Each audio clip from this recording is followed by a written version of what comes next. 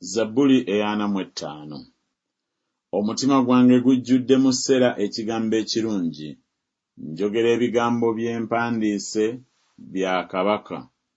Olulimi lwange ye kkalaamu ey'omuwandiisi omwangu.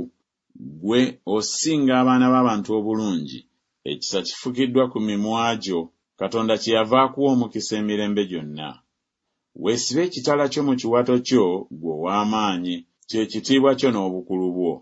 Ne mu bukulu bwo weebagale owangule olw'amazima n'obuwombeefu n'obutuukirivu.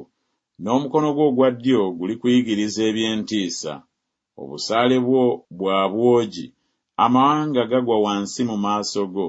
Buli mu mutima gw'abalabe ba kabaka. Entebe yo, Ayi Katonda, ya lubeerera emirembe gyonna.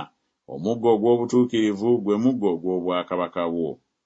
Wayagala obutuukirivu, wakyawa obubi.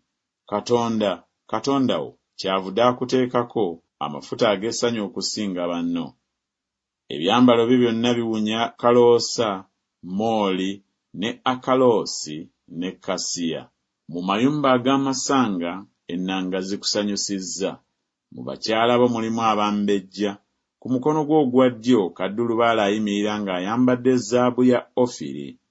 Wulira, omuwala, olowooze, otege okutu kwo, era weerabira ekika kyammwe n'ennyumba ya kitaawo.